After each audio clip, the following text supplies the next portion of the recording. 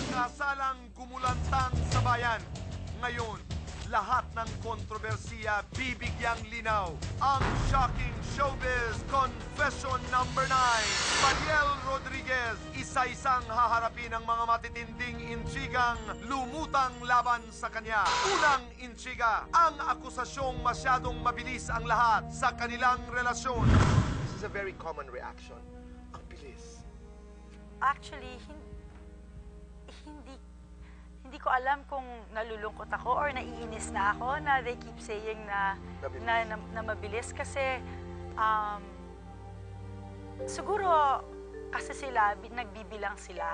Kami naman, Tito Boy, hindi naman namin binibilang yung mga araw kasi yung mga moments that we spend together, yun yung mga nagmamatter. Tawagin niyo akong malandi. For example, nakipaglandian lang ako, nakipag-flirt lang ako, nakipag-live-in lang ako. Hindi naman ganun, Tito Boy. Yan, nagkaligawan kami, na-in love kami, nagpakasal kami.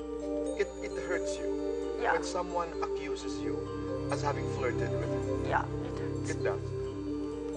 Kasi at naman nila, yung pag-ibig na naganap sa amin, nangyari, hindi naman yun sinadya na maging ganun.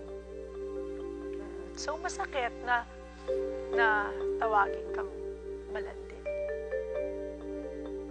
Ikalawang intriga, ang di umano'y pagsikreto niya ng kasal sa kanyang pamilya na nangangahulugan daw ng kawalan niya ng utang na loob.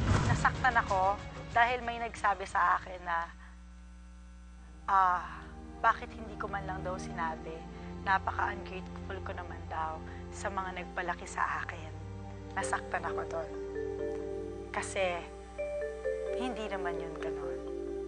Alam naman nila when I got engaged, alam naman nila, and hindi ko naman itinago yung relationship namin ni Robin. Ipinakilala ko naman sa kanila at gusto naman nila si Robin. Natural lang yon para sa kanila, parang tumatayong magulang na maging emotional. But Lola is very happy. Wala kang utang na loob. Hindi totoo yun, Tito Boy. Mahal na mahal mo. Mahal na mahal ko sila. At hindi mo sila pababayaan. Yes. Ikatlong intriga, ang mga seremonyang di malinaw sa publiko. Ang lahat ng naganap. Ngayon, this is also your chance to explain. Kasi di ba, nagkaroon ng mga iba't ibang interpretasyon. Yung sa Baguio, yung Christian, was there a pastor? There was the India. So, nagkaroon ng confusion, Maria. What is your take? I mean, I just want to listen to what do you want to say? Tito Boy, actually, I want to make it clear na hindi naman kasi sa amin ang galing, Tito Boy. Okay. Iba ang nagsalita. Siguro, hindi rin niya alam, nakasal na kami nung time na nangyari yung sa Baguio. So, iklaro natin. Ano yung mga naganap sa Baguio? It was just really, gusto akong it was for the family. So that, even for Ali, para makilala ni Ali yung mga Naka-Carino side. Yes, naka-Carino side. Pwede ba yun, Tito Boy, maraming beses ikinakasal? Alright. So, ako, personally, pagod na ako na tinatawag kaming sinungaling. Parang damn if you do, damn if you don't, whatever you say, kami pa rin yung may kasalanan. I don't know, but that's always been the story of my life. I don't know why. I don't understand why.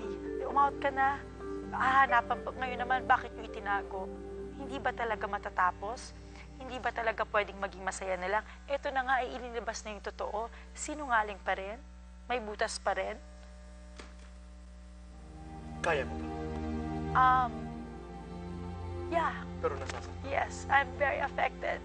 And everything is happening all at the same time. Everything. And I don't understand why.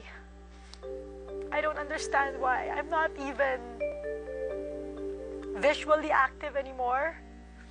I mean, I'm not retiring, but for the last month, I have been with Robin. And yet, so many things are coming up and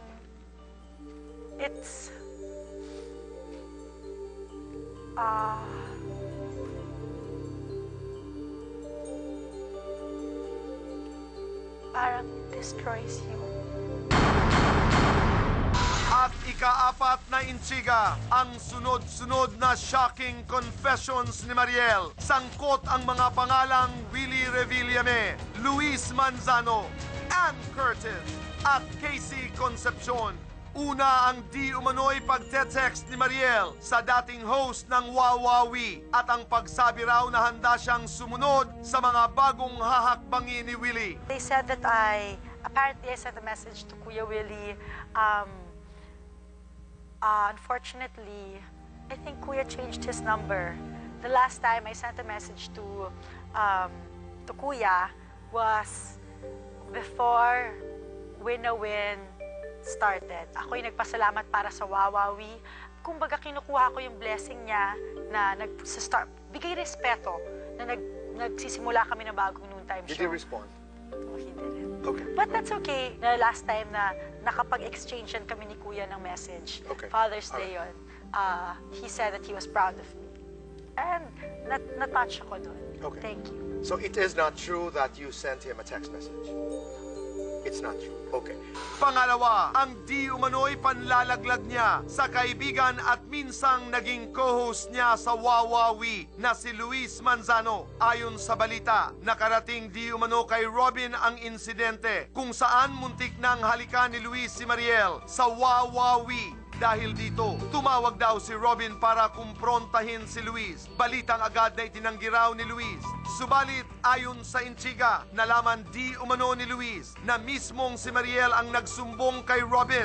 Bagay na ikinasama raw ng loob ni Luis. You wanna say something about Luis Manzano? May tampuhan ba kayo? May away ba kayo ni Luis? You know, it was in the papers the other day. Yeah. I don't even know that, Tito Okay, Boy. all right. So that's just to make clear. Okay. No, I have no idea. Pangatlo, ang paglabas ng balitang si Ann Curtis daw ang nagpaparating ng mga di umano'y di magagandang sinasabi ni Mariel kay Tony Gonzaga. Kaya ngayon, maging sa pagitan ni na Ann at Mariel, meron na rin daw namamagitang iringan. Ann Curtis. You know, I was just texting with Anne the other day. You're okay? Yeah, I love Anne. Never kami ni Anne nagkaroon ng issue. Okay. Yes, let's not drag Anne into this. Okay. Why? How come everyone? That's my question, Tito Boy. Why everyone? You don't understand. You don't understand. I don't understand. Okay.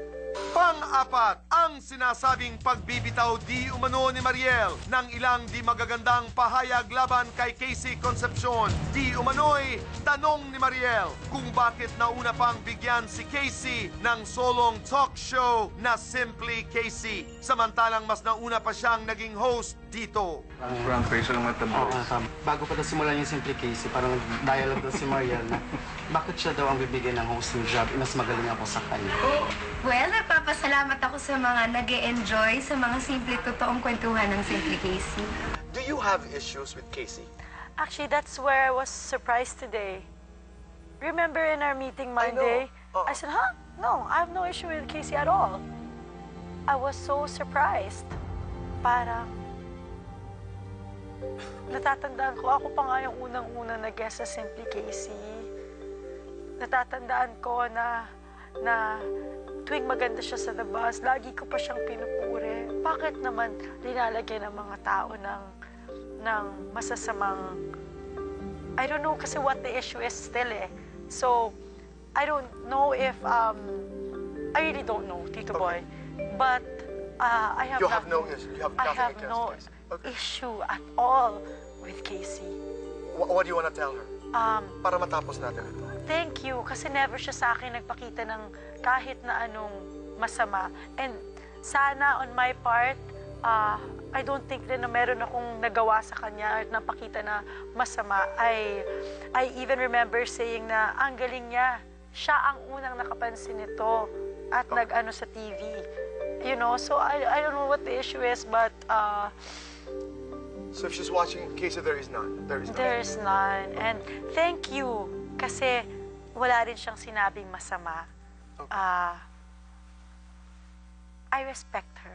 At ngayon, matapos umaming sila'y kasal na, isang panibagong intriga pa ang kinakaharap ni Mariel at Robin. Ang di umano'y di pa rin tapos na kaso ng pagsasawalang bisa ng kasal ni Robin sa dati nitong asawang si Lizelle Sicangco. Ngunit mabilis ang buwelta ni Robin tungkol dito. May mga abogado tayo na nakikiusap tayo sa mga kapatid natin na may hawak nitong